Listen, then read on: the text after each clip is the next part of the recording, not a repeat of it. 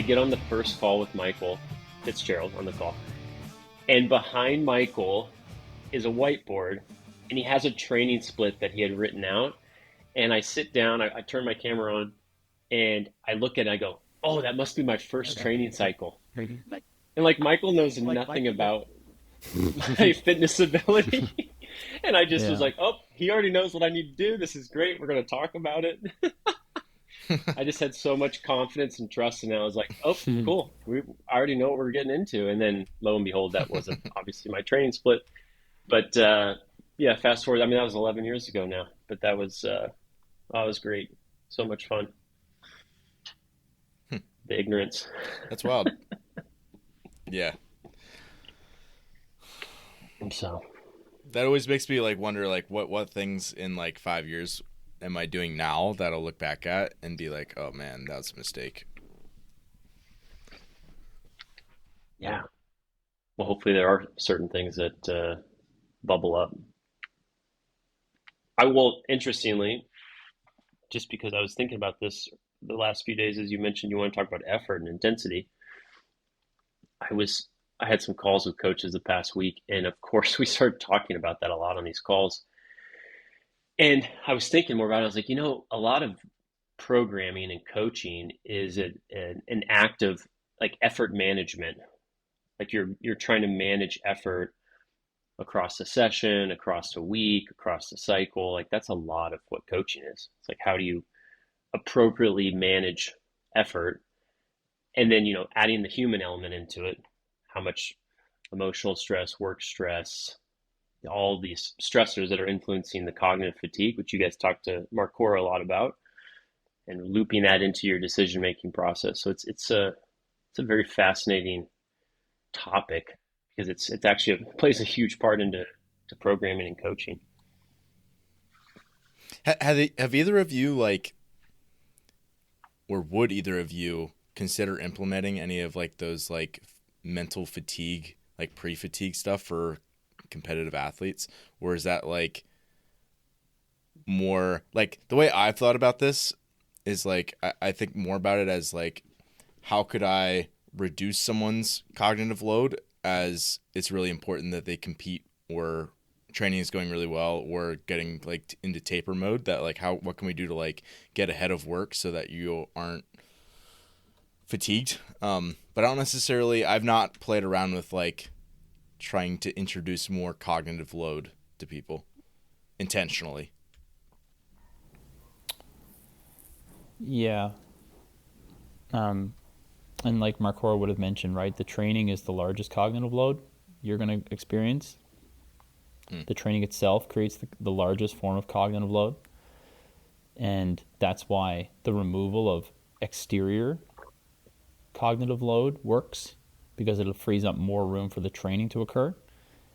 And like the easiest example is you just add stressors to your life that are non-conducive to the training.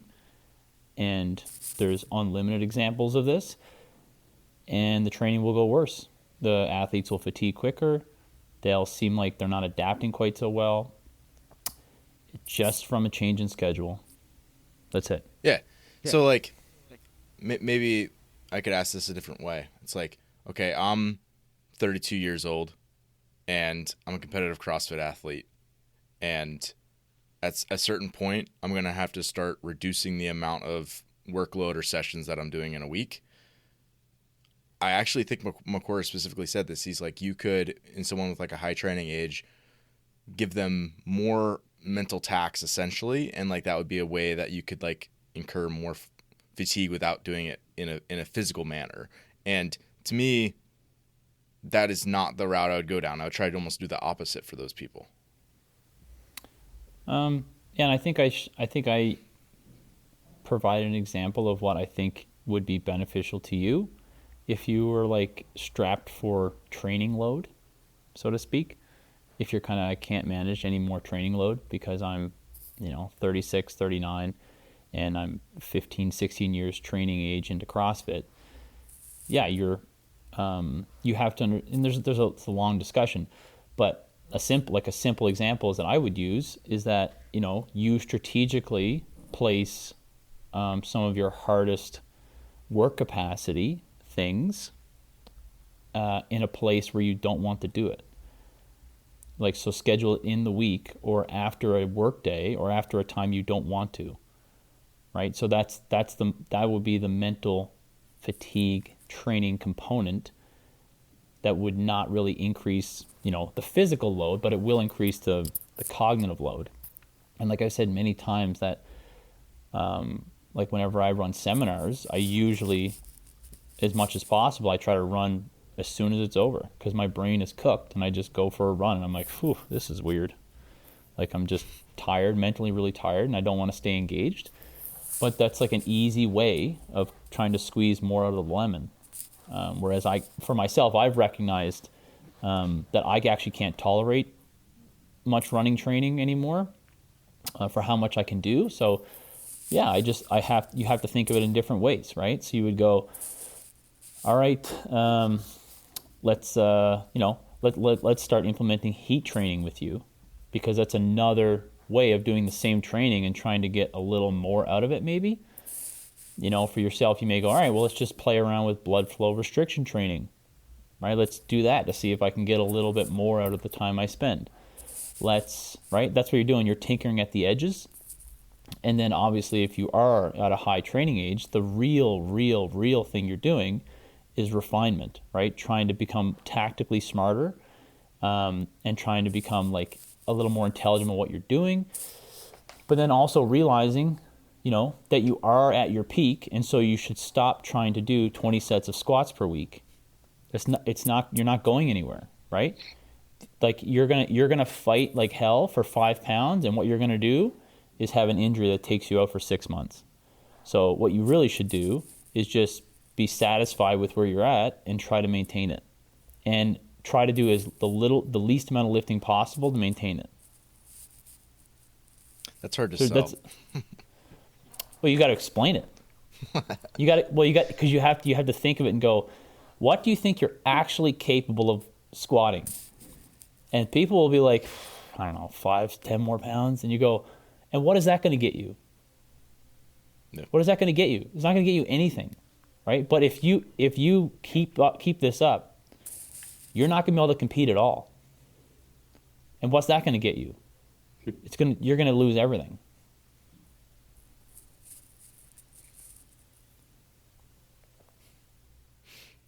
Want to chime in at all, Sam? Well, on the first point Michael mentioned around leveraging mental fatigue to squeeze more out of the lemon for training, I think the key note, especially for people listening to this, is that's in the context of maybe somebody who is more trained or like they've been in it for a while. Because to your point, Ben, 9 out of 10 people, you'd go the opposite route, which is like, okay, well, how do I set up training so that you can maximize your sessions with the least amount of cognitive load so you can get the most out of it. So right. I think that's because like Michael said, training's going to demand the most of you. And so how do we optimally set things up so we can get great training in, great improvements while managing all the other things you have to deal with? And to one of those initial pieces you mentioned, Ben, I think that's something that I've done differently in the last few years, because I think a lot more about it now, is making subtle adjustments to training given how life circumstances or stress are manifesting for clients. Like I have one of my highest level competitors who has a stressful job and he trains a lot and he's young and resilient, but even him, when work is picking up, like I start seeing how, actually Steven Seiler mentioned this, as a researcher that Michael knows, and I think you guys mentioned on the podcast with Mark Cora, there's like this sentimental baseline that people have with how they talk to you and how they respond to training and their results. And then when you start seeing like little blips, that's, like potentially a red flag. But you have to, of course, analyze that in relation to like what's the baseline. He used this example of professional cyclist Abrahamson, who I think he won a few stages. My son's trying to break into my office. And he always would respond with like, I feel great. I feel strong. I'm crushing it. Even though some of these rides he was doing were like beastly, but he just had this really positive perspective on his feedback. And then one day he was like, yeah, I feel kind of tired today. And Siler's like, that probably means he's really, really tired. Somebody would say that. And so I would say that's something that I've probably become more attuned with clients, is paying attention to that and making little adjustments based on that to keep them moving forward as best I can. Yeah. I think maybe I can segue this into what I had wanted to get you two on here to talk about. And that's like, I think each athlete like has a slightly different baseline for where they're gonna like report their RPE being, and that might be skewed up or down a little bit relative to maybe what I would expect, or how I personally use it. But as long as you can kind of see trends relative to how they enter things, then you can start to see through it a little bit more. And for myself, I see one of the challenges of something like RPE is like, and we can scale this out to effort as a whole and how it applies to mixed modal and CrossFit training. But one of the challenges that I see is like for people who are more novice, they'll be like, oh man, that was an RPE 10 if they go like take a set of like AMRAP squats or something, right? AMRAP -1 would be like that's almost, it's a little different than RPE, but like that's another similar type thing where it's like based on their perception of where they're at. And it's like they say they're at a 10 and I'm like, you probably could have done another 5 squats at that load. And then it's like, but until you've gone to like what a true 10 is, it's almost like they don't have that reset back down to like to show them like how far you actually are from your potential. And I think the same thing happens in different environments if you're doing, a Metcon too. It's like they think that they did that at a truly 100% effort, and it's like until you've actually gone and done 100%, you don't actually know how much you have left in the tank. It's not a question, but it's an interesting observation that I've experienced with a lot of people. Michael has a lot of thoughts on this. Yeah, we're done. Yeah, you got 6 weeks. Yeah, no, first off, I would just say with beginners, right, when you're talking about 100% effort, like the easiest way to show them that is usually through resistance training, right, and creating muscular failure. And then on the other side of it, but then trying to have them understand that, like if they get onto an echo bike and ramp it up as high as they can, and if they're not trained, they may get a really low wattage or really low peak RPM, but you would go, that's your max effort. That's max effort for you right there in this context. And then resistance training, like getting towards failure on a single or like failure on a set of 15, that was max effort at this point. But then trying to have someone understand what 10 minutes on an echo bike, as an example, would be for a max effort will require training. Right? The first time they do it, they may give you their best effort, right? But it's not going to be their max effort. So the only way to really get that is you're going to have to train someone to do it. Right? Yeah. They'll have to train themselves to get to a point to even be able to express that. I don't know if this is pushing back on what you said, but maybe it's just I have a different experience. I love pushback. Let's go. Like seriously, I'm sure we've all seen somebody. I think we've all probably seen somebody like get on like an echo bike, and I'll be like, all right, like I want you to give me a 15-second sprint. And it's like, it shouldn't even require that much, like, sustained effort to be able to do something like that. Like you should be able to do it. And you can tell that they just like, they don't know how to like call on their nervous system to be able to like even do it. And that's maybe say like, it is max effort, but it's also like, there's more there, and there could be more there today. And sometimes like I even like, I've done like a mental drill for like people in class, because I'll watch them and I was like, okay, we're doing like 8-second like primer sprints to like start off like a class, all right? And it's like, I can tell you're not even close. It's like, okay, your kid is trapped over there, and the only way to break them out is if you destroy this bike, or like give some like analogy like that like gives them something to like kind of like emotionally connect to, and then like they like pick it up like a whole nother gear the next time they do it. Mm-hmm. Yeah, there's just a lot of constructs there that people are not aware of. So the only way to give maximal effort, right, is to create an environment where the intensity of motivation will go to a maximum, right? So you have to create those environments. And so, like when you say 5 seconds, 8 seconds, 15 seconds, the longer you say that, the less likely they're going to give you a max effort, right? Because 5 seconds is an easy ask and there's no apprehension. 10 seconds is a little more. And so they're starting to question it. 20 seconds, they're like, oh. 1 minute, they won't do it, right? You're going to have to create the scenario where like the 1 minute max effort is instrumental. That meaning that it's necessary. So basically, I'm just creating meaning in, for what they're doing, and that yeah, changes what they're willing to give. Yeah. yes. But I also would say that I'm trying to remember exactly what you said here. You said it's like they need to learn, right? And I've had this argument before with people, like they would say things like, well, like they can't, like a 10-second air bike sprint, they can't express alactic power. And you would go, okay, well then what are they doing when they're doing 10-second sprint then? Like, what is it? It's like, well, like how long do you think they can hold that pace for? Like, I don't know, 20 seconds? You're like, okay, so they're going to fatigue in 20 seconds. So that is a very, very intense pace. If they can hold it for 20 seconds, that's extremely intense. It's just that they're not able to incur such a large amount of fatigue as you are, right? Like they're not able to wind up the respiratory gear like you are. And that's entirely how it's judged.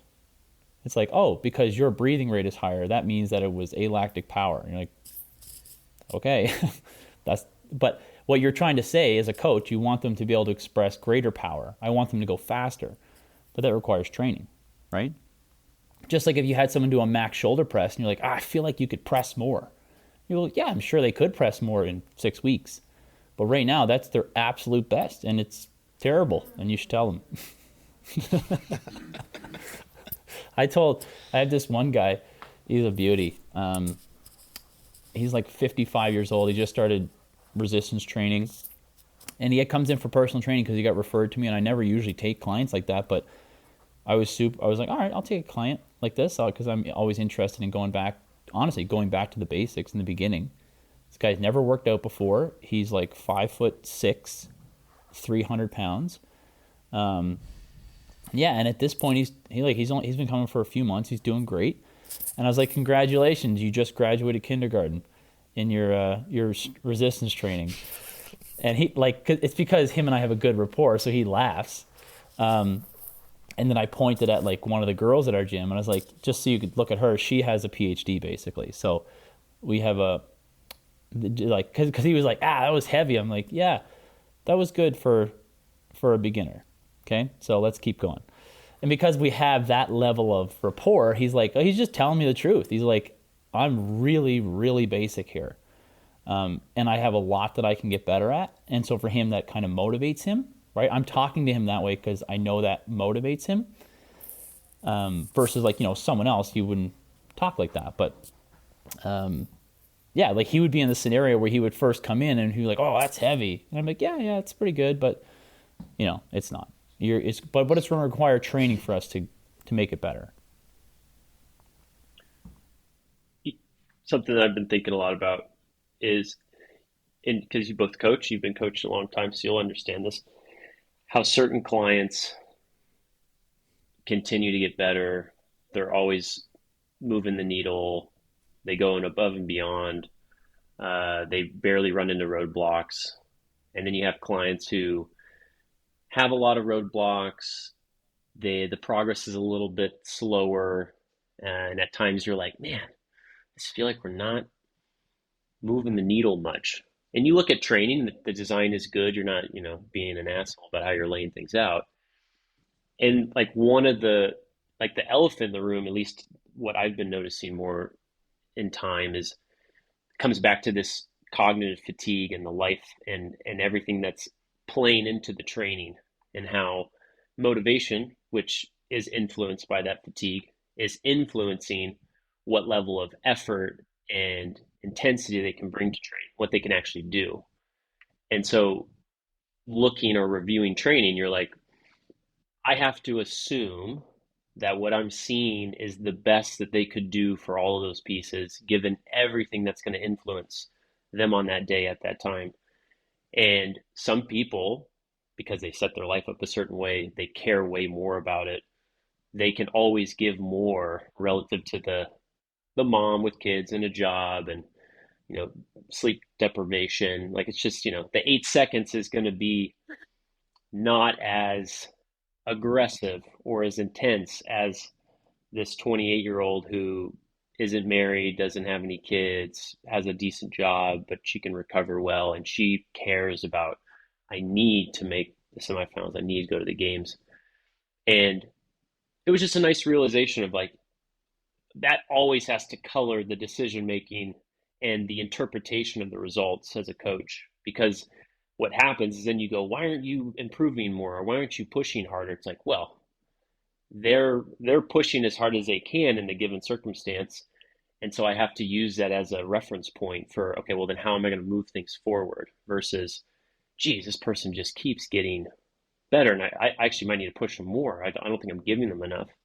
And so I think that's and the tied into Michael's example, 55, 300 pounds, hasn't trained, like that has to color, okay, well, what is RP 10 for this guy compared to Michael's, his PhD female client. So I just think that's something that gets overlooked a lot that is really important thinking about effort and design coaching. Yeah, and you kind of alluded to it there, Sam. But Ben, if you've never seen, well, Sam, you'll know what I'm talking about as soon as I mention it. If you've never seen this graphic, or if you've never seen the concept of perceived and performance fatigability, like because a lot of times people talk about fatigue as if it's like, oh, we have leg fatigue and then we have mental fatigue. And again, the better way to think of it is like, no, you have fatigue. Now, what kind of fatigue is it? Right? It's not mental fatigue and physical fatigue. It's fatigue. That's the symptom, is fatigue. And where is it coming from? Right? The fatigue could be coming from your front squats. The fatigue could be coming from your lack of preparation in your schedule. Right? And then what Sam was talking about, what we've been talking about, is that like when someone says, like, notice how like both of these things will cause decreased performance. You don't eat enough food, so you have low glycogen levels, right? That's performance fatigue. You don't sleep enough, right? So mentally you're fatigued when you start the session, and you have an elevated RPE before you start the session. That will reduce performance, right? Because they're both symptoms of fatigue, but they're coming from different parts, okay? But they're not disconnected, right? It's just some types of fatigue are much more performance-based, and some types of fatigue are much more perceived. But most types of fatigue are a combination, right? But either way, those sources create the symptom of fatigue. Because people often talk about it as if they're two disparate things, two separate things. Like, oh, well, my bicep's tired, but I'm running late. You're like, yeah, but those are both connected to your stated fatigue level.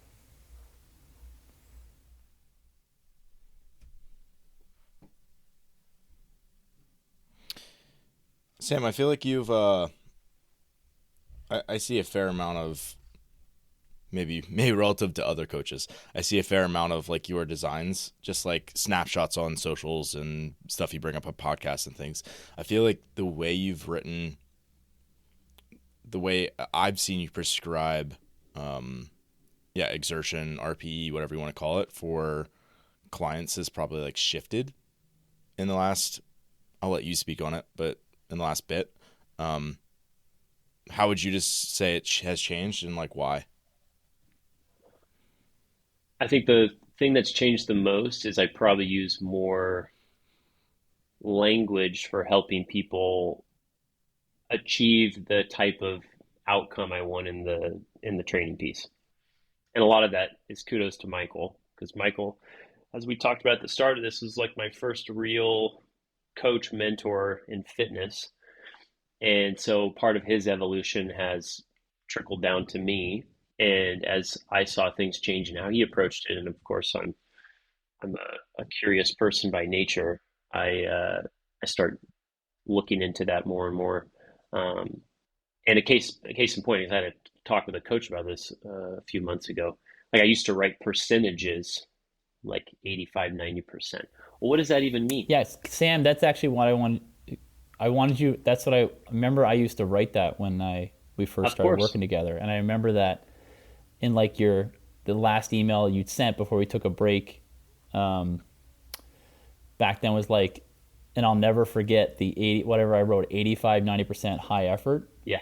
Yeah. or something like that, because that's what I would Hmm. you very commonly use. Anyway, sorry to interrupt you, but that's funny. It makes me remind of that. Yeah. But it's like you push on that a little bit more. Like what does it mean? What's it in relation to? Because of course any client who thinks a little bit will go, well, what's 85% of what? Of like a 1 minute max test, of a 10 minute, of a 20. And so it almost can confuse people a little bit. And so I was like, okay, well, how can we use language in a more productive way to get them towards the outcome I want? And so, yeah, like repeatable effort or high effort, those have been, or consistent, or easy, smooth, fast, um, for quality. So just using language in a more effective way. I think that's one. Yeah, I think that's one way I've changed how I look at that side of coaching. And then to add a layer to that, understanding intensity domains, which you guys, I think, talked maybe a little bit about, but we will definitely not have enough time today to talk about. Uh, that has helped influence how I think about, okay, what is actually happening, and then what type of language do I need to use to get them towards that type of intensity. And then in circumstances where I can leverage machines that have a varied intensity as opposed to a fixed intensity, can I give them a pace or a range of paces that will place them in that correct intensity to start helping them connect? This is an easy pace. This is a little bit more challenging. This is very challenging. And this ties back to things we've been talking about or walking around. It's like software development, improving your cognition around training and your understanding of what is happening as you engage in different types of work. So I'd say those are, maybe that's a little summary of how things have changed over the past little bit. Yeah, I'll sorry, I'll go link ahead. to Michael's podcasts on duration power or power duration stuff. You guys had some really good podcasts on Spiral Out, so I'll link to that in our show notes. And yeah, so that's a great point, right? Because yeah, because like Sam was saying, when you write a percentage of effort, that's what I used to do that frequently, right? I'd write, most commonly would be like 85, 90% effort, high effort. So I want it to be hard, but I wanted to try to indicate that I don't want it to be a max effort. But I just wasn't using the correct wording, right? And like like, so you just start like, okay, how do you prescribe intensity? It's like, well, I think first off, before, as a coach, right, before you prescribe intensity, like if you're a really serious coach, right, you would like to, you'd like to understand what intensity actually is, like, and what that actually means, right, inside of something outside of weightlifting. Like, what is intensity when you talk about endurance? What is it? How do you measure it? How do you account for it? And then you could have a much better way of like explaining or prescribing intensity for someone's training. But to me, you have to start with that first part of, if you don't understand what intensity is, it makes it really hard to go through those little, like those little intricacies of like, hold on, what am I doing here? And why am I doing it this way? Right? Because you don't actually understand the first order problem. The first order problem is you don't know what intensity actually is. So what you're prescribing something based on a heuristic, like, oh, this is kind of helps, this kind of works. Like, that's good to do, but if you want to really refine it more, you got to really learn what it actually is. And like almost all things in training, right? The way I try to do it with my own practice is like incremental refinement or incremental changes, right? So I try to look at something I'm doing, or that I don't like what I'm doing, or I don't like some part of it, or I feel a little off. and you try to make an incremental improvement, right? And like the simplest example is, instead of writing 85, 90% high effort, I would change it to, I want this to be a high, very high effort, but I want it to be a repeatable pace, or a very repeatable pace, or I would write non-repeatable. Basically, this is a max effort sets. And people are like, well, what the hell? What's the difference? Like, some people would just scoff at that and go like, well, what's the difference? Like, what does that matter? It's like, but it matters to me because I take this seriously, and I'm trying to master this thing that I do. And I know it doesn't matter to you, but that's because you don't care about it. Okay. I was just going to say, I mean, there's, for every athlete that I have that is like, wouldn't care about that, I'd have several on the other side of it that would really appreciate the level of care and thought that went into that. And I'm not even really talking about the athletes that would care, because I think the athletes don't really care. They just want to make sure they're understanding what you're asking. They want what's appropriate. Yeah. I mean, if there's coaches listening to this going, what does this matter? Why does that matter? Oh, they can tune in. Yeah, but I mean, those same people would be like, well, what does it matter? What's the difference between intensity domains and that graph that starts with the XY axis and it has phosphocreatine, glycolytic, aerobic? What's the difference? Well, there's like literal worlds of differences, but you don't understand. So you just nod it and go, I don't care. Right? But what I'm trying to say is that like the way you make progress, and the way I make progress in training, and like an athlete makes progress, is incremental, right? So the athlete like focuses on the movement.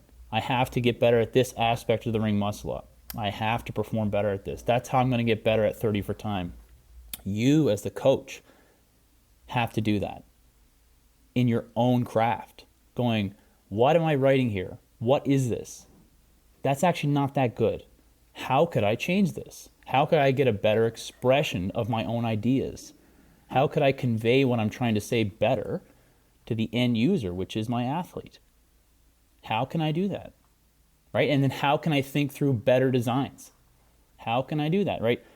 We ask the athlete, right, to refine and upgrade and improve, right? But you, the coach, have to go through the same internal process of looking in and going, what am I doing?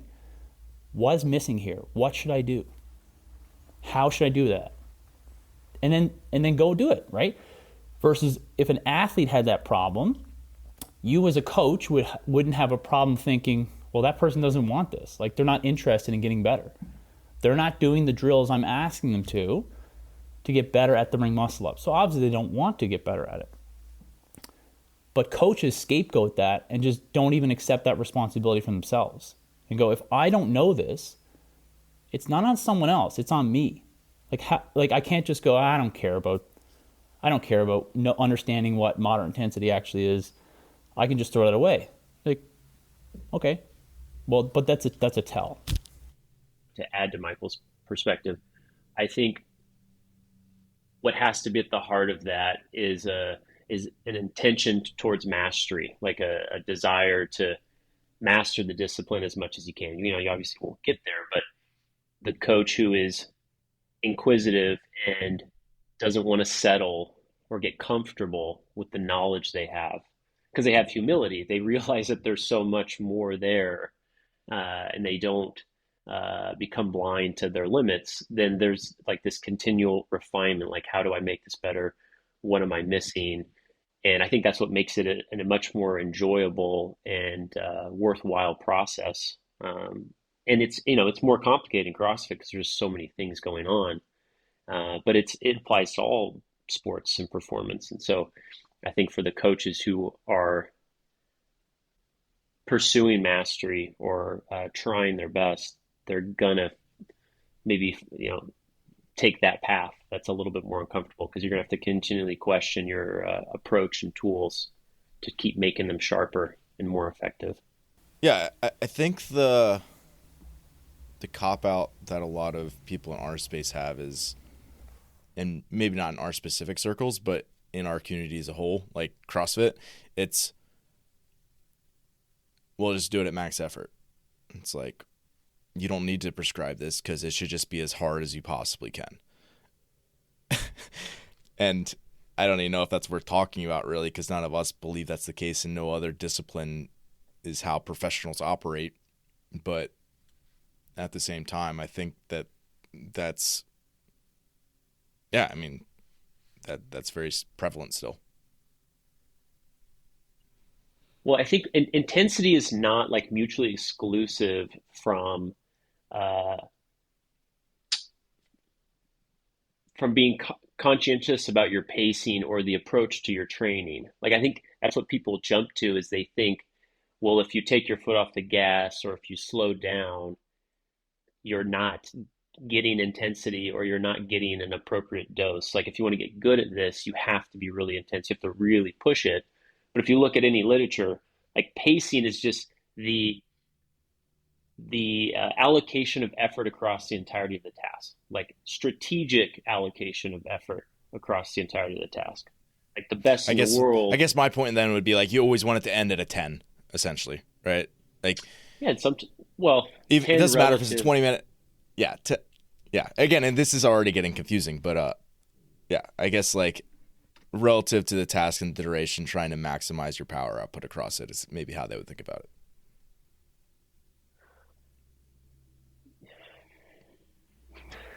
Yeah, I think you try to give a really easy example first, Sam. Just give an easy example of a test. Like just use a single modality and just go, okay, let's do a 2K row, right? That's a simple, Yeah. more simple test. And you maybe just say, Ben, we know your pace is going to be X. And then you explain to the individual, I want you to try to hold this pace, right? And if they're inexperienced, like 500 meters in, their RPE is not going to be at 10, right? Their RPE is going to be probably, 6 or 7. This kind of feels somewhat hard. But the learning aspect, right, from doing the test, and this is the curse of knowledge, right? You can't go back in time. You can't go back in time and unlearn what you've just learned, right? You can't do it. So I get, well, like maybe you sort of can. You could probably you could do it like me, where I haven't done a 2K row in 12 years, so I'm Just forget. I've almost unlearned it. But the point being, right, is that once you learn and you download that info of how the rise in RPE occurs over time on the 2K row, you can't unlearn it. And so therefore, next time you do it, you're already going to start anticipating and planning. And you're going to see more road signs on the way along the 2K row and be like, "Oh, okay, that one, okay, that one." You're going to get all these indicators. Whereas the first time you did it, there were no indicators. There was nothing going on. There was just like, I got to do this. I'm going to go. And you may end up getting a really great time, right? But the experiential learning aspect of doing it, the next time you do it, you have all of this baggage in your brain. You're like, okay, now I kind of know what to think, how to feel about this. I know that at this point, this is what it might feel like, and I'm okay with that, and blah, blah, blah, blah, blah, right? But even that test alone is challenging to truly master, but it's a simple example of, I hold this pace, and then, see if you can do that for 2K. And by the end of it, the beginner is probably going to be at a 10 out of 10 RPE, right? But the challenge there, which Sam mentioned already, right, is that the range of intensities that can occur on a rower are really high, right? And so the individual can adjust in real time their pace to make sure that they can finish the task. They can adjust it. They can go faster, go slower, whatever. With CrossFit stuff, there is no option, right? You either do the reps or you take breaks, right? There's no adjustment in pace. It's work and rest. And the adjustment in pace comes in, how long is the rest interval? When do I take the break, right? It's Yeah, there's totally like no pace different. gradient for like chest to bar. Exactly. You just Again, do 'cause them at the pace you do. Yeah, you have to imagine a 2K row held at whatever pace is almost a straight line in terms of power output until the finish line, with some stochastic stuff going on and some changes at the end. Probably a little faster at the beginning, probably a little slower at the end if you probably do it right, because you probably can't pick it up at the end, or maybe you can. Who knows? With CrossFit, it's not like that. it's like you have different heights of bar graphs, and then it goes to 0 because that's a rest period, and then you have a different height of a bar because it's a different movement, and we don't know the wattage, and then we have blah blah blah, and then you have a finish line, and you're like, this looks way different. You're like, because it is way different. That's why it's way different. But each one of those bar graphs is unsustainable in nature, which is why you're seeing a pacing pattern like this. And again, that there's a lot in that little thing there. But if you really want to understand, to me, if you really want to understand what's happening and why it's happening, you would have to be able to understand why I just said that. Which is one of the reasons why we're talking about exertion and not heart rate zones or other things, is because like with CrossFit, like so much of that stuff, so many of the tools that work for traditional sports just get thrown out the window.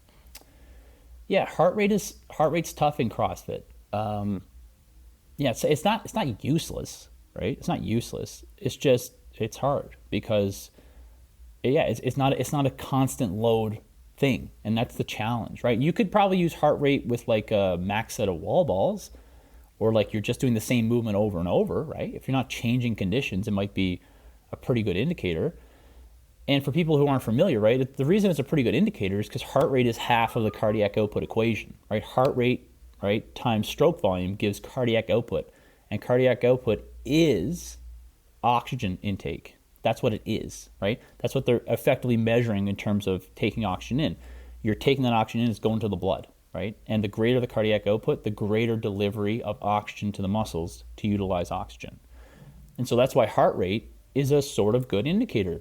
Many times, specifically in monostructural stuff, is a really good indicator. But it's not perfect. And you can't break it down in zones because heart rate isn't intensity. Heart rate is trying to be a proxy for intensity. But that's different than saying it is intensity. That's different. Right? You're trying to get an idea, but because some people go, oh, I was under 150, that means I'm in. That's not what that means at all. But at least and that's you're trying. Maybe why it's that's modality specific. At least you're trying. So like, for example, you're saying it's one side of the equation. Like if you're running, you're going to have a certain heart rate, and that's going to correlate to a certain cardiac output. If you're swimming, because your body changes orientation and you're using different muscle groups, that's going to change cardiac output. But then again, so you're just changing the equation if you're doing different modalities, and if you're doing that constantly, because CrossFit's always have all these different movements in it. Yeah, well, the variable that's impossible to measure is pressure, right? That's the difference with swimming and running, right? You're going to have much larger, peripheral vasoconstriction, I believe, in terms like how they're going to do it. But there's going to be a lot more pressure in the system to try to get the blood back to the heart if you're standing versus you're lying down. Right. It's a lot easier to get blood back to the heart if you're horizontal. If you're vertical, right, the blood has to be pumped vertically against gravity back into, et cetera, right? So that's why you're probably going to have a higher heart rate standing, and the blood pressure might be a bit higher. But again, and then you start adding bracing with front squatting, and so there's a lot, right? There's a lot. And so that's why if you want to be able to zoom in to something like that and just really go, holy shit, there's a lot going on there. But then you got to zoom back out and go, all right, that's unsustainable work. That's what's happening here. That's the fundamental starting point. The set of 15 front squats is doing this to the person, and their respiration rate is going up like this, and they're thinking like this because what they're doing is unsustainable. That's the start. That's literal starting point understanding of intensity. Can you keep doing this for a long time without a continual, fast, significant increase in RPE? Yeah. Well, what you're doing is probably sustainable. Can you not do that? I can't. Okay, well, what you're doing is unsustainable. That's the literal starting point to me. And what I mean a long time, I mean minutes. Can you go minutes of doing the exact same workload without any appreciable increase in RPE? Yeah, then it's sustainable. If you're well, yeah, it was sustainable. It's but dude, you did 40 seconds of wall balls. I said minutes with no increase in RPE, or basically no increase. Yeah, I think it's really hard to project that. Heart rate is is because it's a proxy, people can start outsourcing the most important component that they have available, which is their perception of effort. And so they start to use the heart rate as the surrogate for perception of effort. And so it's like, oh, I'm at 170, this is too high. And now they're losing connection with, well, how do I feel at this moment? Where do I need to be in 2 to 3 minutes in this piece? And so it's good for helping people learn how to triangulate intensity and effort, but especially in a, as Michael said, a stochastic environment where things are changing a lot, you you have to go inward and use your software, use your perception of effort to help guide, well, how am I going to make decisions in lifetime? And so it's a good tool, but it has to be used, very specifically, at least in my estimation. Yeah. I always like these conversations because you, like, again, you should want to go deeper and deeper into like the fine grain of it. And so you just think of a task or a test you give someone, right? So again, just because, well, Sam sort of does CrossFit now. But Ben, I think you actually do CrossFit. You actually compete I in actually CrossFit? do Yeah? CrossFit. Yeah, Yeah. Ben's legit. Yeah. Okay. I don't. So we have a gradient here as well. I don't do it. Sam kind of does it, and Ben's doing it. But when you do a novel task, whatever it is, just think of something that's 15 minutes long, right? You have a whole bunch of things going on, right? And it would be, as you being a coach, right, and you being an educator, Ben, it'd be interesting for you to like dialogue it, like afterwards, just like really overthink it and overdo it. And just rewatch a video and like dialogue the whole thing and write it out and go, yeah, I know. Like after my, let's just say it's like the workout 14.4 with the 60 cal row, workout. 50 toes to bar, 40 wall balls. So when you're going through that, right? Why are you breaking and why are you making the breaks, right? You're like, okay, well, I took a break on the wall balls because I really want my shoulders for what? Yeah, well, for the bring muscle ups. And you're like, yeah, but you made that decision because that's an experiential learning, right? You not only have like your real time, right? You not only have like your real time perception of effort and how you're feeling and how confident you are in what you're doing and etc. You also have the historical precedent of things you've done. You have the historical previous experience of RPE in maybe this test or in that movement, or you have, and so like there's so many things that you are almost unconsciously calculating and doing, and then you have this impulse to take a break, and you're like, I should take a break, right? So the end result is I'm just going to take a little break here and there, and it looks really simple, but if you were to able to like actually see all the processing going on inside you, it's a lot. There's a lot going on because if you're a smart, intelligent competitor, right? You're making all of these little decisions based on all of this previous experience. And oftentimes the people who are best at doing that don't know how to articulate it. Well, and I just read that last night in an article I was reading. Sorry, Sam. Like some of the like I read one of the things they were mentioning in terms of mental fatigue is that individuals that have lower, and this was actually a recent study, that have lower, like they assessed like I don't know, a cognitive, I don't know how they worded it. It was like basically said lower intelligence were less likely to become mentally fatigued because they don't suffer from paralysis by analysis.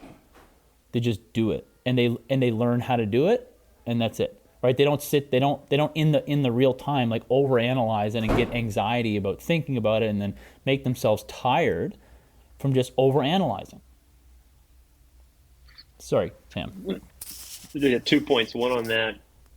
Phil Mickelson's a famous professional golfer, like probably the best golfer in the Tiger Woods era that wasn't Tiger Woods. I was going to say, don't you dare say he's better than Tiger Woods. What? No. Come on. Yeah, not even close. Yeah, no. Anyway, so they were interviewing him once, and Phil has been known to be very analytical with how he approaches golf. And Phil said, which I think this comment holds a lot of weight in a lot of disciplines with respect to performance, is Phil said, if you want to be great at golf, you either have to be very intelligent or very stupid.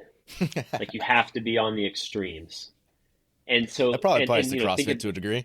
yeah, I was just gonna say, like, you can be a Brent Fikowski, or you can Oh, be here we go. somebody else. Uh-oh. Somebody else. You should have just said Ben. You'd be like, oh, you could be Ben. Just You like, could be Yeah. if you're gonna throw anybody under the bus, just throw Ben under the bus. Oh, man. I mean, I think a Yeah. nice way of saying Nice way like of saying- stupid is saying like people who just were more intuitive with it, right? They're like Yeah. anybody who's at a Yeah. high level, like a CrossFit Games athlete, they're not like they've figured out the equation to like their success, right? Like Well, you don't and get my to that other level point- without being that way. My other point is, I think you just answered your question, Ben, about when you were asking about how people in CrossFit assume that you need to be at an RP 1,000 by the end of the workout. Is if you actually look at high level competitors, they don't do that, and they're calculated in how they break up a piece of work or approach a piece of work, or how they set themselves up so that at the right moment they know what they need to do to execute appropriately, or if they have to do more work, that either consciously or unconsciously is influencing the amount of effort they're giving. Like, oh yeah, I have to do 4 sessions today. Well, you're not going to blow your load on the first 20-minute piece you're doing in the morning. Like it's held back a little, but because their fitness is so high, those outputs for maybe a more mortal CrossFitter, like, wow, they're going so fast, or they're so strong. It's like, yeah, but relatively speaking, it's not that intense for them.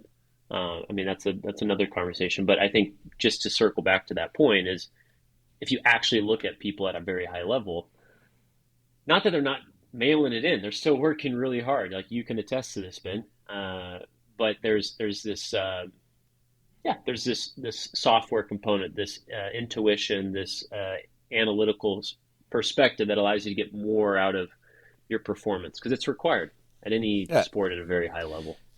Yeah, I did a piece earlier in the week that was an old Fitness at the Coast workout, because that's what I've got coming up. Started tomorrow, actually. But and it was like a 15-minute AMRAP. I did it at slightly sub-maximal, and like within 5-8 minutes. Like I was working really hard. I was like, in discomfort by the end of the workout, but 5-8 minutes later, I was pretty normal. Like back to close to the baseline. I did some intervals yesterday that were like echo bike sprints into burpees, and I was like, for 4 hours afterwards, I was not the same physically or mentally. And it's like knowing when to do that too is important. And knowing that it can't be all the time.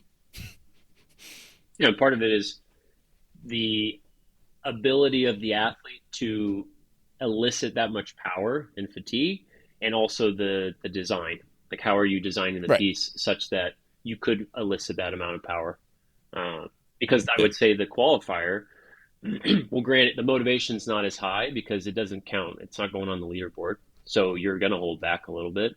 But like if that was for a score, granted, you would qualify easily in the elite without mangling yourself. So you'd probably hold back a little bit. But those sprints, yeah, those are, thinking about it from an intensity lens, they were probably like really high up in the severe intensity, maybe close to the extreme intensity domain. So there's just like a lot of fatigue that you're going to be experiencing, performance fatigue. And there's going to be a lot of muscles are going to be Lots of A lot of lactate. ouchies. lots of lactate, lots of ouchies. Yeah, Lots of- yeah, That's right. That's the CrossFit lingo. Oh, there's lactic acid explosion. yeah. Explosion. Seeping out of your ears. Yeah. Sorry, I just wanted to go back to that one thing when Sam was trying to tell some CrossFitters they're dumb.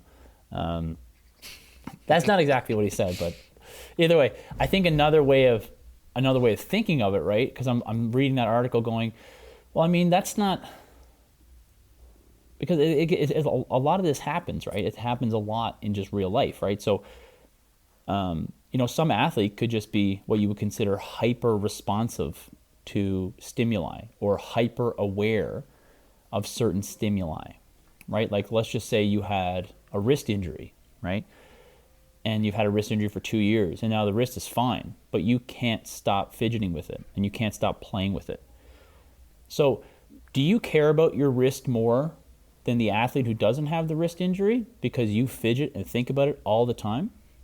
Or are you just hyper aware of your wrist and hyper responsive to anything going on in your wrist, right? So we start classifying like, well, they care more about the sport because they think about it a lot. You're like, no, maybe they're just collecting useless information. Do you ever think of that? Like, a lot of people collect useless information all the time. And it doesn't mean that it's wrong, right? Because that might just be their personality. And so they have to learn to decipher that. And then someone like Fikowski obviously figured out how to probably decipher it for himself. But even if you really talked to him for a long time, I'm sure he would probably admit that at points he was probably overthinking it, and then therefore underdoing it, or not challenging himself enough, or I'm sure there's discussions like that. And on the other side, right, you would go like, man, this athlete is just kind of, I don't know, they seem kind of dumb. They don't really care. It's like, but maybe the stimuli that pops in your head, it just doesn't pop in their head. And they're like, this is all good. This is all good. And so like, and when you said like with the Phil Mickelson comment, the first person I thought of with like, you got to be really stupid, was John Daly. Yeah. Right? Yeah. I just thought of that guy because he's like, hacking darts and breaking hearts, and then just going out and like playing with Tiger, and Tiger couldn't be any different than him, right? Tiger's like, got this full-on professional routine and takes it extremely seriously, and John Daly's just literally hacking darts on the driving range. It's like this is, but because, right, that can happen in a sport like that because it's mainly a software requirement sport, right? Yep. You have technical, but it's almost entirely based on technical prowess. Or you go farther down the line, it'd be like it's darts, like, or the next down the line, it's like it's chess. Like, how fit do you have to be to move the chess pieces? Like, the physical fitness aspect will be important to make sure that your brain functions optimally. But how important is leg press to getting better at chess? Like, I don't think there's any difference, right? Yeah. But then you go farther on the one side, it's like, I mean, if someone can't barely leg press 10 pounds versus someone who can, like Ronnie Coleman, who could leg press like 2,000, who's probably better to push like a sled down a track for bobsleigh? You're like, probably the really strong guy, right? Because there's a different spectrum on what's required in these sports. And yeah, it's just, yeah, it's just interesting conversation, right? Interesting to think about and go, is because usually like you have a blanket judgment right away. You blanket and go, well, they don't care because they don't think about it. Like, well, maybe that's just the right setting for them. Maybe that's the way that they just get by. Well, and to that point, if you are thinking less, then you could say that the cognitive load could be less on that athlete. Yeah. The one that's thinking about everything, that added noise, if they don't have a good filtering system, it's just more, because you think about anxiety disorders on a very low scale. It's like there's an excessive amount of thinking about future outcomes or situations, and it's just adding fatigue and stress. And so if you have a gift of not thinking about those things, that can be a weapon, because now you're not plaguing yourself with those thoughts. So somebody who maybe is more analytical, they need a good filtering system, which was actually, I was going to ask you, Michael, because you were saying how people fill their heads with a lot of noise, and maybe if we condense it to the coaching role, what type of filtering system do you use? Because I think as a coach, you can pull in a lot of information, but then you have to be able to filter, like, for learning and applying to the craft. Yeah, so, like, let's play devil's advocate and say a coach goes, well, I don't really need to learn about intensity domains because it doesn't really apply. My athletes are getting better. They're very competent, and I'm comfortable with my knowledge. I'm doing a great job, even though I use lactic acid when I talk about physiology. So what's the filtering to ensure that we're not just, accumulating noise and making sure we're getting signal? Yeah. And like I would mention in pretty much all my seminars, right, you'll find a lot of coaches that practically they know how to coach, and they know how to do it, and they know their job, and that's what matters, right? That's ultimately what matters. And my argument is that I think that if you understood the physiology aspect or the anatomy aspect or the biomechanics aspect a little better, it would improve your delivery a little bit more, because you would then there are guaranteed to be blind spots you have, and then going through education, right, you will then learn things, and it'll be like, oh, that is a blind spot. I always had this little, it was like a little bit noticing of like, what is that? I don't know. Anyway, but I'll just go back to writing it the way I do. And then you'll hear someone say something, or you'll learn some piece of information, and it'll either put the blocks together for you and go, oh yeah, that's how I should do it. Because you may have these ideas in your head, but you don't know how to connect them. Or it may make you rethink something and go, yeah, I wasn't really sure why I did that, but now I'm not going to do that anymore. Right?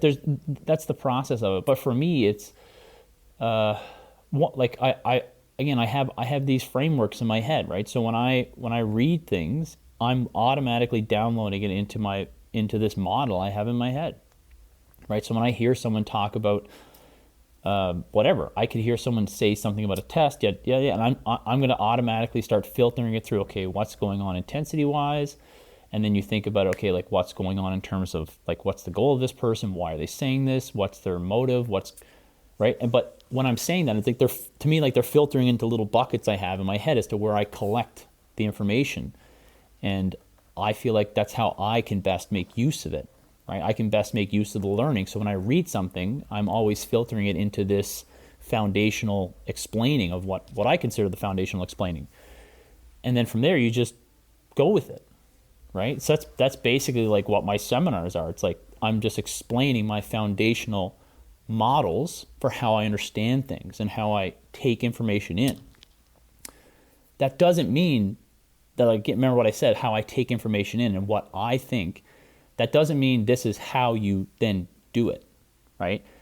I'm trying to help people how to collect information, how to see things, right? Like you can see Ben's screen here is like down to like 128p, right? The goal is to like turn the screen up to like 480, 720, 1080, right? So you can actually see things more clearly. And then I think you can make a better assessment of what to do. And so just really, really simply, so you have to understand what intensity is, you have to understand what adaptation is, you have to understand what planning is and the limitations of the planning ability, and then you then have to start putting it together in like a decision matrix. And that's it. That's what I do. So I feel like earlier in my coaching career, I was only really good at writing designs that were for athletes who were similar to me.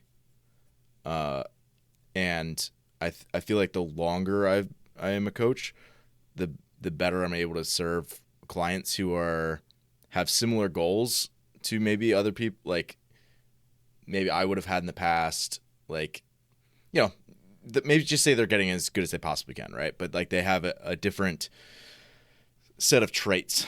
I feel like one of the things that I try to do is to be able to serve clients ideally, regardless of what set of traits they possess. I feel like one of the things that I've struggled to do as a coach, because this is not the way that I just like my baseline is, like I am an analytical thinker, is coaching people who are not analytical thinkers. And it's like, if you're going to go into this piece, I don't want to say blind, but just kind of like based on your past experience and like you're going to go off feel more or less, like it's almost challenging for me to know how to coach that person best and to like advise them, especially like it's great if things go fine, right? But if you're not an analytical thinker and I try to put my lens of how I would analyze this workout, like just say we're going to redo it, right? First time didn't go great. We know we're going to make some adjustments, but I feel like if I give that person too much information or break it down in a way that I would, like, you're going to whiteboard it with two different options and this and that, right? Like all of a sudden they become overwhelmed. I guess just blankly, like my question for you two is like, for those people who are a little bit more intuitive, I don't want to call them stupid, like what things have been successful for you guys? Yeah, you want to go, Sam? Sure. It's funny you say that because when the coaches that I mentor, when I'm trying to teach them, trying the key word here, intensity domains and understanding intensity on a deeper level, they almost always ask me, "Are you explaining this to clients?" And I go, "No." Unless they're a coach who actually wants to learn and understand it, then I'm going to explain it and I'm going to use their training as a reference point. But for every other client, all that's going to do is they're going to lose focus on actually performing the task. And so I'm going to use language. Like this needs to be something you can sustain. This is, moderate, a little bit more challenging. So I'm just going to use words to, again, try to guide them towards the performance or the outcome that I'm looking for without trying to overwhelm them. Because I think that's a slippery slope where you start giving people, you see with very high skill movements, muscle ups or legless rope climb or handstand variations, you start giving people too many cues, even weightlifting, and they actually get worse because they're thinking too much and not actually performing the movement. So I'm very selective with what approach I'm going to take given the disposition of the person. I'll leave it there. Yes. Yeah, I mean, I guess that's no different than Ben. like people have different traits as athletes, like physical traits. You're gonna give them adjusted designs to meet those traits and like to Exactly. improve them. Whereas like, yeah, if you've got someone who is a very analytical thinker, that they like to, they have knowledge on this thing. It's like, okay, you might give them a little bit more. Yep. Yeah, you're just going to dialogue with them in a different way because that's the wavelength that you speak on. And I guess that's part of the job of a coach is to figure out how do you communicate most effectively with an athlete based on where they're at and who they are. Yep. 100%. Like even to give you an example, because I'm obviously more analytical, which is why I coach. But when I started learning more about intensity domains and then applying it to running, because I was big into running, it actually helped me because I could start to place my effort and speed within a context that made sense. So if I was running below my critical speed, which we would classify as a sustainable metabolic pace, then it's like, yeah, this feels kind of hard, but I know I can hold this, assuming motivation's elevated, I could hold this for almost close to multiple hours. So it's like, I'll be okay here. Like I can keep going, even though it's a little uncomfortable.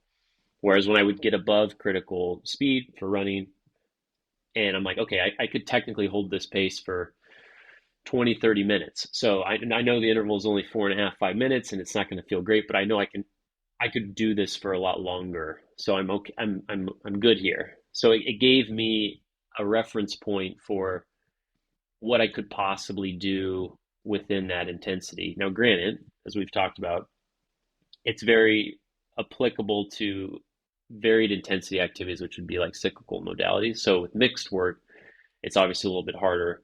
This is where your software comes into it to figure out and triangulate, like, okay, what's the right approach here? And is this too fast? Is this too slow?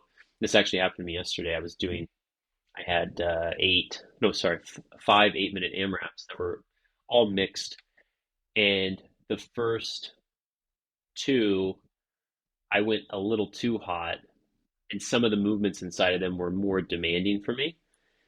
And I could feel the fatigue was a little too high. And then the third one, I could tell I brought it down like unconsciously because I was just a little too tired. And then I went into the fourth one and I brought it down even more because I was like, oh my gosh, I'm really feeling it. And then the last one, I mailed it in a little bit. So I could just see how my body was like adjusting the approach because of I was getting a little off pace.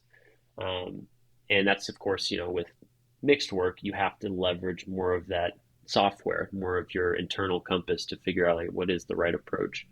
And so that's to tie it back in, even with clients who are more intuitive, I'm trying to help them develop that side of their fitness, which is like, how can they make good intuitive decisions in real time with an elevated heart rate, high respiration rate, they're uncomfortable. Like, how can we get better at that? Because that's going to be very helpful in moving the fitness forward for them. Yeah, I feel like that goes back to like almost the landmarks that Michael was talking about earlier during like the 2K row. It's just that like you're applying it to what you imagine is the landscape during whatever novel task is going on. It's like your brain is almost like generating your path for you as you go. It's like, you know how you're driving and like your GPS is like in fuzzy mode, like whatever you said, 100 pixels that I had earlier. It's like you're slowly updating it and refreshing it, and it's getting more and more clear as to like what pace you actually need to hold. So like if you're going out and you don't have an opportunity to actually practice whatever piece you're doing, it's like you're going out at the pace that you think is appropriate, maybe just slightly underneath that. Hopefully I can increase it. Like, so there is sort of like that formula of like you're trying to project your RPE and like be on target. Like I know in a 20-minute AMRAP at the 5-minute mark, I should be feeling this way. If I don't feel this way, almost regardless of the format, like if I am not feeling the way I know I should be feeling, then I need to adjust course a little bit. Yeah, you made you're talking about a really great concept there. And it's called the map is not the territory. Right? So if you have no experience with the 2K row, right, all you have is a map on how to do it, right? And you're like, oh, this is how it's going to be. This is how I got to do it. But as you do it, you realize the map is not the territory. You're like, oh, okay, this is actually different. No different than your GPS, right? You see the line on the map, but then as you do that route over and over and over, right, it's not the same anymore, right? It doesn't. You have a full experiential knowledge of the territory, right? And the map cannot do it justice. And so, like, the reason that is really good as an athlete, right, is because you can close the gap between the two to an almost maximal degree, because you get to experience the actual thing in real time, right? You get to experience the territory, right? And then you have these novel scenarios, and then you got to go back to the map again and go, okay, well, all right, this is how I got to do this, because I have all these models in my head. But it's always extremely important to remember the map is not the territory, right? But with coaches, that's a whole other discussion, right? Because all you have is a map for them, right? You have like, this is how we're going to do this. This is how I want you to do this. This is how, but you never get the experiential knowledge like they do. You only get it vicariously. You don't get it. You get it by osmosis. You don't get firsthand knowledge. Even the reporting afterwards is just the best language they have to describe what they're feeling internally. Like you don't actually get to know what the internal environment is, with all of the different systems in play. That is the best feedback, though. That's the thing that people negate, right? And again, it's like I'm just a sloganeer today, but that's another part of it where it's like, oh, what gets measured is what gets managed, right? And they believe that what you can measure is what's most important. But the most important things in performance can almost not be measured. You can't accurately measure them. You can't get a good handle on them. You hand out questionnaires and you hand out sheets to fill out, like, how is this stress going? How is that? They're trying to assess this thing in this person, but it's hard to grasp, right? They can't, it's not a blood test, right? It's not a hardware thing. You can't touch it. So that's why it usually gets like negated, because you can't touch it and feel it. You can't measure it. You can't put it under a microscope. You have to think about it and you have to feel it. And that's just literally a never-ending, constant loop in performance, and that's why it's so intriguing, because it's constantly trying to refine that loop cycle, going like, okay, how do you get more information out of them? How do you get better information out of them? How do you actually understand what they're saying to you?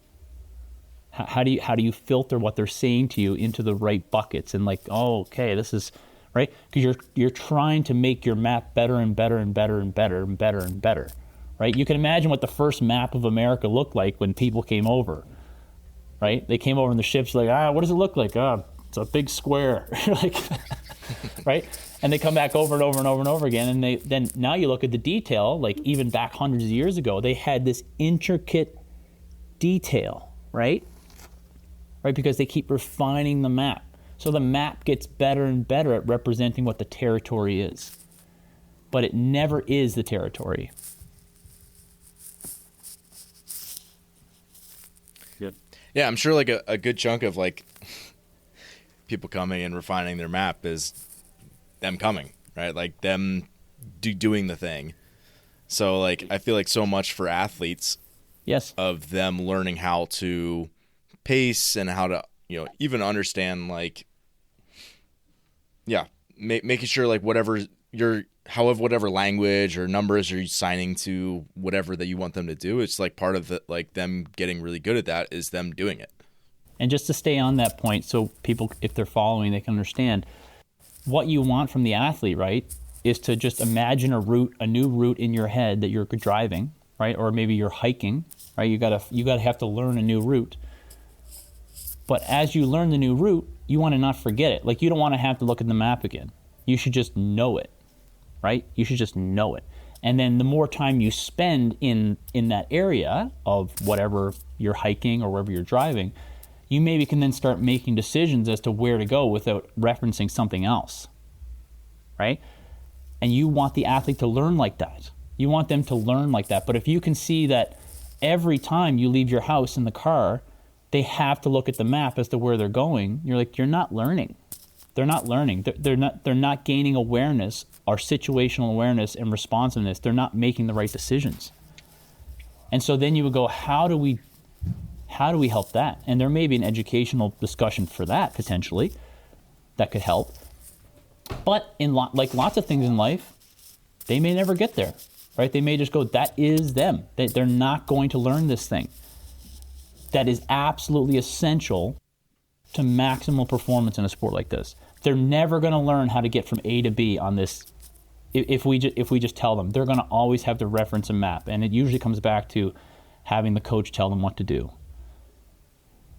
Right, and that's just like, that may be the system, but that's not the best option. It has to get to a point where the person can actually find their way. And that's where like the coach is not really, the coach is like a consultant in the initial stages, but the athlete is just doing. Like the coach should not really be that involved in that performance. Should be like, let's talk about it, let's think about it, but then let me do it. That's how it's got to be. Yeah, that's always one of my struggles when athletes are like, they're like, I would love to have, like, and sometimes this is feasible, right? I would love to have a target score time or something. Yeah. Right? If I have data on something, yeah, oh great, I'll give it to you. But like, man, like I don't know if you're gonna do your handstand push-ups in singles in last round or in 2 sets, and that could change it by 3 minutes. Like, I don't want to give you a target that's unrealistic, one way or the other. So. Yeah, well, I've always had that question, and so I remember I made a post about it a few years ago, but in the post was like, am I trying hard enough? And because it was always the question. And this is like, again, another part of like, how do I know I'm progressing? How do I know I'm doing everything I can? And then you just think, okay, well, like, how hard was that test for you? That was really hard. Could you have done better? No. Okay. Then what else are you supposed to do? Magically get stronger in the middle of it and go faster? You should approach it and go, am I doing the best I can given the circumstances? An honest appraisal. Am I doing the best I can on this session? Am I paying attention to this aspect? Did I come prepared? And if the answer is yes, then the next thing is there's nothing else you can do. There's literally nothing else you can do. So that should make you content and calm to go, I can't be anxious about me not doing enough or me not holding up my end of the bargain because I think I'm doing everything I can. And so after that, it's just, I don't know what to tell you. You have to just be okay with it, right? Because that's the ultimate answer to me. Because there is no yes, no answer. It's like, are you working? Are you actually giving your best? And your best means, can you do this month after month, year after year? Yeah, you've been doing that. Well, then this is it. And that's all I want from you, right? That's all the coach can ask from you. You're doing your best. The adaptation part is not up to us. Like we don't program adaptation, we program training. I think that gets at a deeper human thing, which is, most of life is very uncertain. And so we try to find proxies to create certainty in a false sense. And so why do we hire coaches? Because we're trying to be certain of progress or improvement.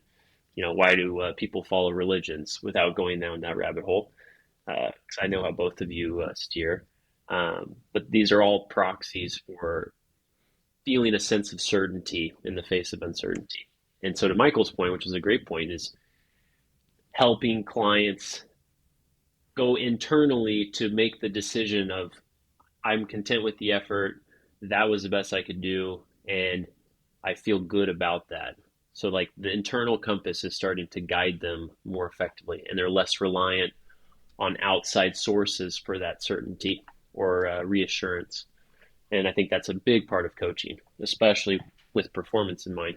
Because when you're out there, you're by yourself, it's just you, and you have to have that ability to guide yourself effectively so that you can walk off the floor and feel really good about the performance and the effort you gave, and see it as a building block on your journey. And I don't think a lot of people think about that or coach that or walk away from their sport journey that way. So it's a big one.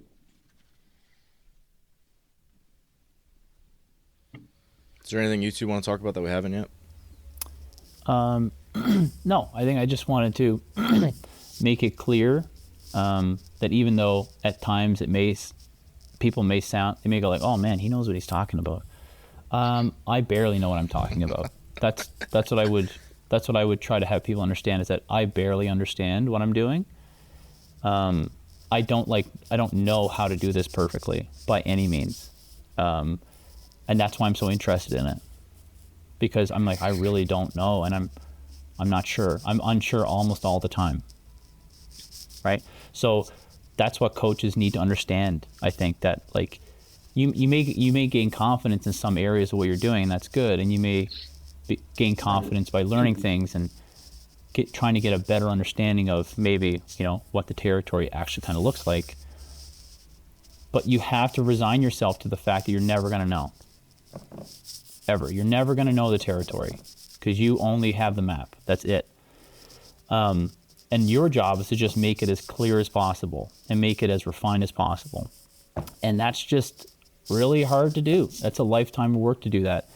And so coaches, I think young coaches should just understand that, like myself and Sam, and I don't know how long you've been coaching, Ben, but it's like many years, and I would say Sam probably feels the exact same way. You're like, man, some days you're like, I don't really know what's going on here. And other days you're like, I feel pretty good, but then that just ebbs and flows. But the more you'll learn about it, the more you'll learn, you'll go, man, there's a lot here. There's a lot of stuff. Yeah.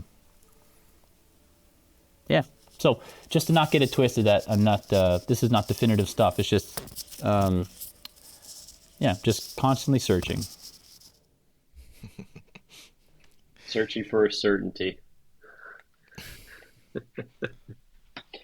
Well, thank you guys. I thoroughly enjoy these type of conversations, so thank you. Yeah, that was great. Yeah, thank you. Thanks, Ben.